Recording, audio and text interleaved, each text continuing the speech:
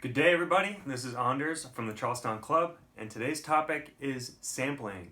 Sampling is taking short sounds. It could be anything between percussion or a vocal sample or even a loop of a song, and using it to create something new. Sampling's been around for a long time, but especially now with computers and digital audio workstations, sampling is extremely simple. So I'm going to show you how to import a track today. Using Ableton Live, and I will show you how to create something new out of your original source. Some pro tips for sampling is choosing sound content that is usually isolated. It's good to choose something that doesn't have too many elements. If you choose a song and try and sample something that already has drums, bass, guitar, or piano, or lots of layers, it's harder to separate that, and it's especially harder to add something to it. So I like to choose samples that are simple or stripped down just to one or two elements, and then be able to have more freedom to add something and make it more unique. So let's get started.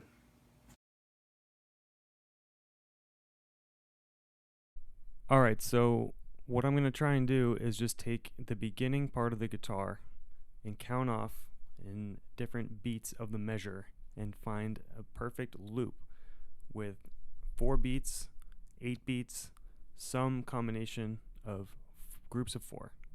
So let's play it and count off. Here we go.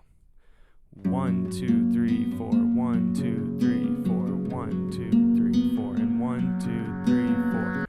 Okay, so we've got basically groups of 4, and I'm going to take the first 2 groups, so 8 beats total.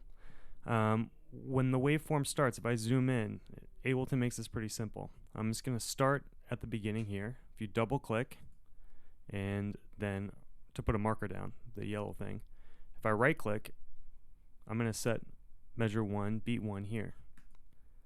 That will just be so when I play the clip, it starts automatically from here. 1, 2, 3, 4, 1, 2, 3, 4, and 1. Okay, so here is 1 again. But as you can see, it's halfway through measure 2. Well, almost halfway through. Three quarters, technically.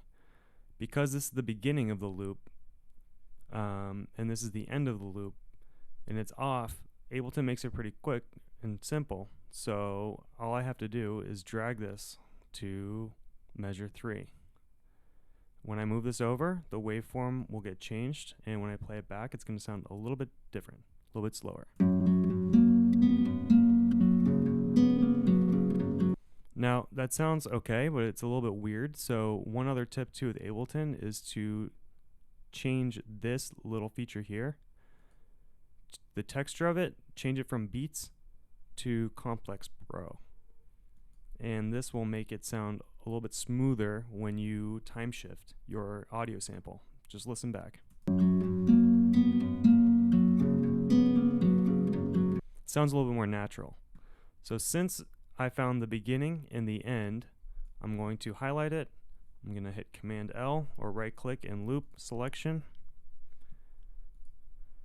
And this is my loop. If I play it, it will go and repeat over and over again.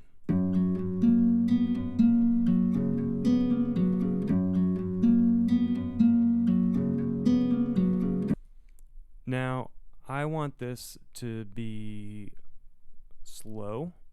Another tip is to turn the metronome on, and let's hear it back with the metronome.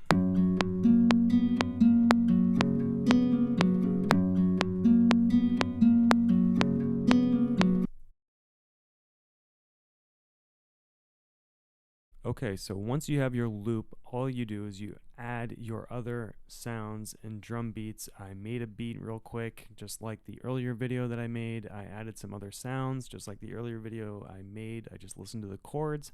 I found the right chord and played it, and here we go. Here's the beginning. And here's it. Here's the sample again with all the other sounds.